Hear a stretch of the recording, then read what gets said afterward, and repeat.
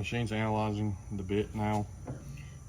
It'll find the eccentricity, which is how round the tool is. If there's any, it's not centered properly, the tool shape, the number of cutters it has. So it's already found that. It'll tell you down here in the bottom right what it's measuring as it's measuring it. And it's 40% faster on the analyzation and 40% faster on grinding time. And then also down here in your indicator box, it tells you what it's doing as well. Once it's finished analyzing, it will pull up a 3D model of your tool. That way, if you have somebody not as familiar with the tools, that they can cross-check and make sure that the machine has found the correct type of tool with a visual input. All your tool information here, if you need to adjust anything, increase or decrease your hook angles, your removals, primary angles, secondary angles, your end grinding. Always check and make sure that the machine has found the correct end, and anything you need to change on those. You can also print. If you want to print it, you can get your measurement there.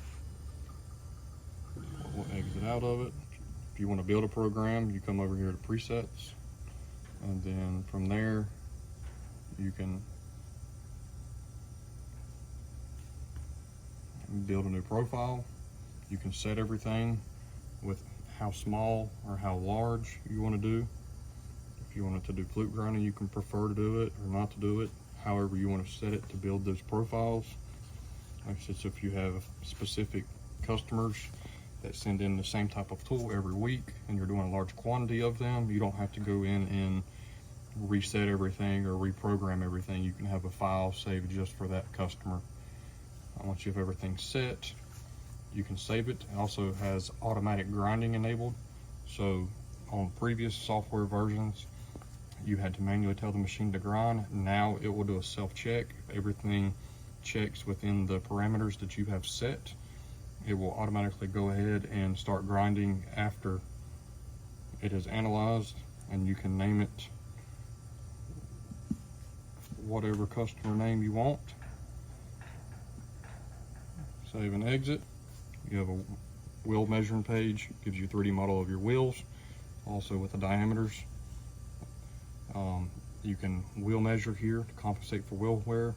You can also dress the wheels to clean the grit of the wheels. You have a maintenance page to reference. Also have a manual movement, so if you need to move an axis for maintenance, you're able to do so. And check for everything as far as backlash, moving it forward and backwards, the speed of everything. You're able to control this now. You have an inputs and outputs page to see if something is working correctly for self-diagnosis.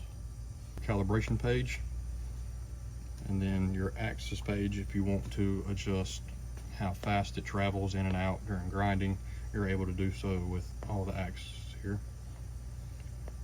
Machine status. This also just shows if something is working, and basically just dials down the inputs and outputs all on one page. You have an alarms page. If you have any errors or alarms that set off in the machine, everything will stay saved here, and that way you can contact us for us to diagnose and troubleshoot whatever issues you may have.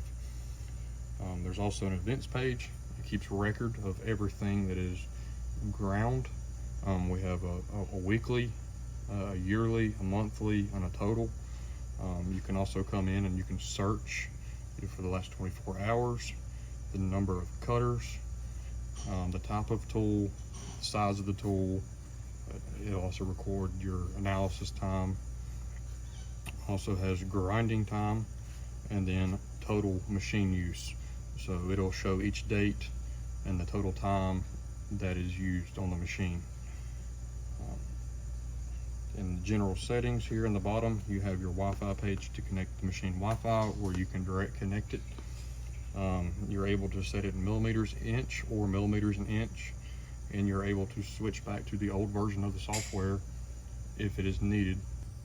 Equipment Limited will still provide maintenance on our end, so if you're not familiar with these pages, We will still assist you and walk you through all steps and troubleshooting.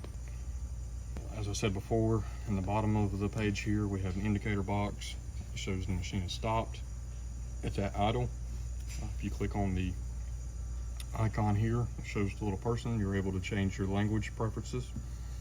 And then in the bottom right, if you click the time and date, depending on where you're located, you can set up a time and date to where it is accurate to your location.